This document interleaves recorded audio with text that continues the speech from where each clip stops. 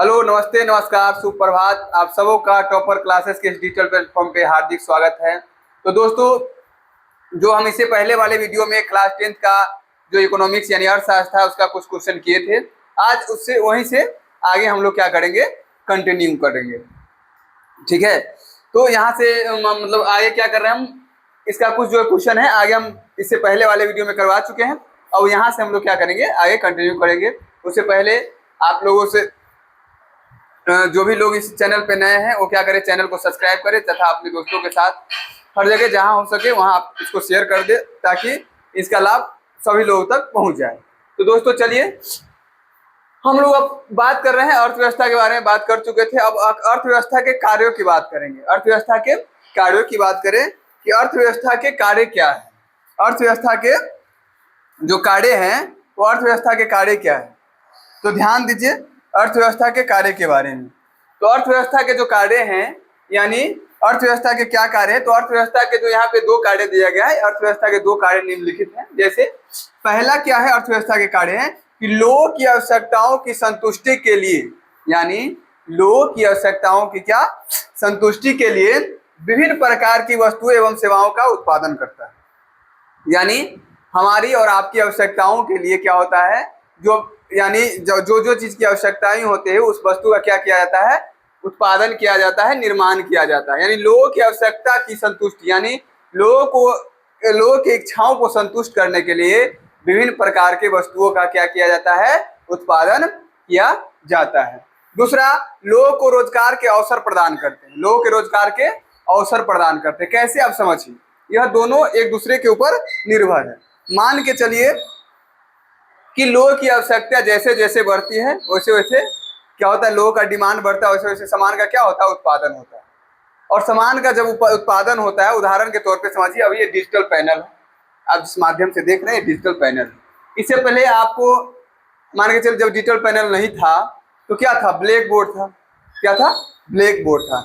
तो black board में क्या होता था, मान के चलिए ब्लैक बोर्ड है तो एक दिन में आया मजदूर, क्या कहते, एक दिन में आता था, ब्लैक बोर्ड है वहां पर, उसको बना दिया राजमिस्त्री और चला गया। अब मान चलिए डिजिटल पैनल आया, तो डिजिटल पैनल जो बना होगा किसी फैक्ट्री में, और जहां ये बना होगा उसमें इसके अलग अलग पार्ट अलग अलग से भी आए होंगे, बहुत सारे से मजदूर लगा होगा। तो जो मजदूर है उसको क्या मिला, जो ये डिजिटल पैनल जो बना उसमें उसको रोजगार मिला। तो उसी वही यहाँ पर बात किया गया है कि जो अर्थव्यवस्था है, अर्थव्यवस्था जब पुष्ट होता है, आगे बढ़ता है, तो बहुत सारे लोग उसमें क्या मिलता है, रोजगार मिलता है। मान के चले कि यहाँ अर्थव्यवस्था इकोनॉमिक और डेवलपमेंट हो रहा है, यहाँ नए नए फैक्ट्री लग रही है, नए नए उद्योग धंधे लग रहे हैं। तो नए नए उद्योग धंधे जो लगेंगे तो उसमें क्या होगा, लोगों को रोजगार मिलेगा, और नए नए उद्योग धंधे लगेंगे तो तरह तरह की वस्तु का निर्माण होगा जो लोगों की इच्छाओं को पूर्ति करेगा, लोगों का मन को संतुष्ट करेगा अलग अलग प्रकार से। तो यह दोनों एक दूसरे के ऊपर डिपेंड है। तो वही बात यहाँ दिया हुआ है, पहला कि लोगों की आवश्यकताओं को संतुष्टि के लिए विभिन्न प्रकार के वस्तुओं का क्या करते हैं, उत्पादन करते हैं, और दूसरा यानी लोगों को रोजगार के अवसर प्रदान करते हैं। अब दोस्तों हम यहाँ से क्या करेंगे, आगे बढ़ेंगे। हम यहाँ से क्या करेंगे, यहाँ से आगे बढ़ेंगे। ठीक है, यहाँ से हम लोग क्या करेंगे, आगे बढ़ेंगे। तो आगे क्या है देखिए आप लोग, यहाँ से अब अर्थव्यवस्था के संरचना की बात करेंगे। किसकी बात करेंगे, अर्थव्यवस्था की संरचना की बात करेंगे। तो अर्थव्यवस्था की संरचना क्या है, तो देखिए अर्थव्यवस्था को जो है कितने क्षेत्रों में बांटा गया है, यानी कितने सेक्टरों में विभक्त किया गया अर्थव्यवस्था को, वो आप लोग यहाँ देखिए। तो पहला क्या है, प्राथमिक क्षेत्र। हालांकि आप लोग को पता होगा प्राथमिक क्षेत्र को कृषि क्षेत्र भी कहा जाता है, उसकी बात हम हालांकि आगे करेंगे। बस फिलहाल आप इतने समझिए कि अर्थव्यवस्था की जो संरचना है, यानी अर्थव्यवस्था को तीन भागों में अलग अलग क्या किया गया है, डिवाइड किया गया है। जैसे है पहला क्या है, पहला इसका क्या है, प्राथमिक क्षेत्र। पहला क्या है, प्राथमिक क्षेत्र, जिसको हम लोग कृषि क्षेत्र भी कहते हैं। हालांकि जब डिफिनीशन हम इसकी बात करेंगे कि प्राथमिक क्षेत्र किसे कहते हैं, वहां पे प्राथमिक क्षेत्र के अंतर्गत आप देखिएगा तो आ जाता है कृषि, प्राथमिक क्षेत्र के अंदर आ जाएगा कृषि हो गया, कृषि हो गया, पशुपालन हो जाएगा, क्या होगा, पशुपालन हो गया। इसके बाद वानिकी हो जाता है, कृषि है, पशुपालन है, वानिकी है, मछली मत्स्य पालन है। वानिकी का मतलब जैसे कि क्या होता है, बगीचा लगा, जैसे आम का बगीचा लगा दिया, नींबू का लगा दिया, वो सभी सब आ जाता है प्राथमिक क्रिया के अंतर्गत। हालांकि हम आगे डिफिनीशन में पढ़ेंगे। इसके बाद हो जाता है क्या, द्वितीय क्षेत्र हो गया। इसके बाद क्या हो गया, तृतीय क्षेत्र हो गया। तो तृतीय क्षेत्र को सेवा क्षेत्र भी कहते हैं। तो आप बस इतना समझिए कि अर्थव्यवस्था क्या अर्थव्यवस्था की जो संरचना होती है वह कौन कौन सी है, यानी अर्थव्यवस्था कितने भागों में बांटा गया है? तो प्राथमिक क्षेत्र, द्वितीय क्षेत्र और तृतीय क्षेत्र। प्राथमिक क्षेत्र, द्वितीय क्षेत्र और तृतीय क्षेत्र। अब प्राथमिक क्षेत्र के अंतर्गत क्या आता है वो देखिए। प्राथमिक क्षेत्र के अंतर्गत क्या आता है सो देखिए। हालांकि यहाँ देखिए आप प्राथमिक क्षेत्र के अंतर्गत क्या आता है वो आप लोग यहाँ देखिए। प्राथमिक क्षेत्र के अंतर्गत क्या आता है? तो जो प्राथमिक क्षेत्र है, प्राथमिक क्षेत्र के अंतर्गत कृषि, क्या प्राथमिक क्षेत्र के अंतर्गत क्या आता है? कृषि आता है। प्राथमिक क्षेत्र के अंतर्गत क्या आता है? कृषि आता है। कृषि के बाद हो गया पशुपालन है, क्या है? पशुपालन है। इसके बाद क्या होता है? मछली पालन है। जंगल से वस्तुओं को प्राप्त करना, यानी ये सब किसमें आते हैं? प्राथमिक क्षेत्र में आते हैं। तो आपसे अगर क्वेश्चन पूछ दे ऑब्जेक्टिव में कि बताइए निम्नलिखित में से कौन प्राथमिक क्षेत्र के अंतर्गत आते हैं, तो आप याद रखिएगा कृषि, पशुपालन, खनन, वानिकी, ये सब किसके अंतर्गत आते हैं? मान चलिए यहाँ पे जंगल पालन हो गया, इसके बाद आप इसमें क्या कर सकते हैं? इसमें ऐड कर सकते हैं खनन हो गया, वानिकी हो गया, ये सब किसमें आ जाएंगे? प्राथमिक क्षेत्र में आ जाएंगे। तो आप इसको लिख लीजिए कि प्राथमिक क्षेत्र के अंतर्गत कृषि, पशुपालन, मछली पालन, जंगल से प्राप्त वस्तु हो गया, खनन हो गया, वानिकी हो गया, ये सब प्राथमिक क्षेत्र में आते हैं। और याद रखिएगा कि प्राथमिक क्षेत्र को क्या कहा जाता है? प्राथमिक क्षेत्र को कृषि क्षेत्र भी क्या कहा जाता है? तो प्राथमिक क्षेत्र को क्या कहा जाता है?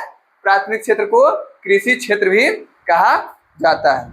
अब हम आगे बढ़ेंगे, क्या? द्वितीय क्षेत्र। द्वितीय क्षेत्र के अंतर्गत क्या आता है आप लोग बताइए।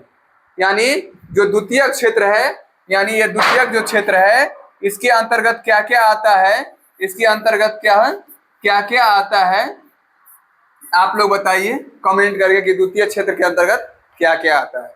ठीक है, तो आप लोग इसको लिख लीजिए। अब हम लोग आगे बढ़ते हैं, पढ़ेंगे कहाँ? द्वितीय क्षेत्र के अंतर्गत। कहाँ बढ़ेंगे? द्वितीय क्षेत्र में। द्वितीय क्षेत्र में बढ़ेंगे कि द्वितीय क्षेत्र के अंतर्गत क्या क्या आता है, द्वितीय क्षेत्र किसे कहते हैं।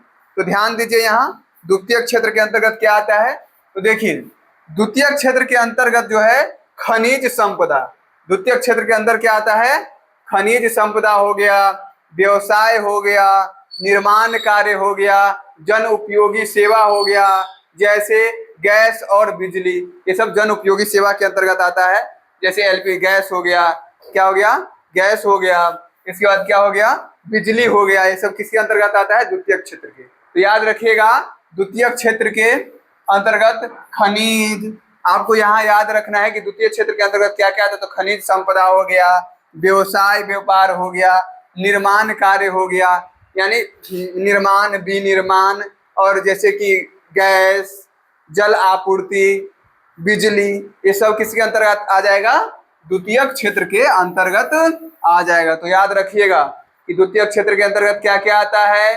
खनन नहीं, खनन तो प्राथमिक क्षेत्र के अंतर्गत आ जाता है। यानी खनिज, व्यवसाय यानी बिजनेस व्यापार हो गया। इसके बाद निर्माण का निर्माण, विनिर्माण हो गया। इसके बाद हो गया जल आपूर्ति, गैस, बिजली, ये सब किसके अंतर्गत आता है? द्वितीय क्षेत्र के अंतर्गत आता है। इस बात को आप याद रखिएगा। इस बात को आप क्या रखिएगा? याद रखिएगा। ठीक है। और द्वितीय क्षेत्र को क्या कहा जाता है? द्वितीय क्षेत्र को औद्योगिक क्षेत्र भी कहा जाता है। द्वितीय क्षेत्र को औद्योगिक क्षेत्र भी, औद्योगिक क्षेत्र भी क्या? औद्योगिक क्षेत्र भी कहा जाता है। औद्योगिक क्षेत्र भी कहा जाता है। औद्योगिक क्षेत्र भी कहा जाता है। ठीक है, द्वितीय क्षेत्र को क्या कहा जाता है? औद्योगिक क्षेत्र भी कहा जाता है। फिलहाल आप लोग लिखिए, फिलहाल हम पानी पी लेते हैं।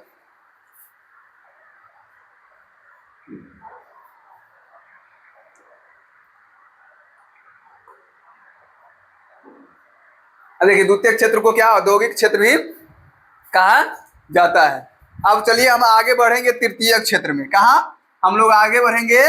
तृतीयक क्षेत्र में। तो तृतीय क्षेत्र पे बढ़ने से पहले आप लोग क्या कीजिए, वीडियो को शेयर कर दीजिए, और जो भी लोग इस चैनल पर नए हैं तो क्या कीजिए, चैनल को सब्सक्राइब कर लीजिए। चलिए, तो तृतीय क्षेत्र में क्या क्या आता है आप लोग कमेंट बॉक्स में कमेंट करके बताइए कि तृतीय क्षेत्र के अंतर्गत कौन कौन सी कार्य आता है। तृतीय क्षेत्र के अंतर्गत कौन कौन से कार्य आता है, आप लोग कमेंट करके बताइए। तृतीय क्षेत्र के अंतर्गत क्या क्या आता है। ठीक है, तो तृतीय क्षेत्र के अंतर्गत क्या क्या आता है आप लोग क्या कीजिए, कमेंट करके बताइए तृतीयक क्षेत्र के अंतर्गत क्या क्या आता है।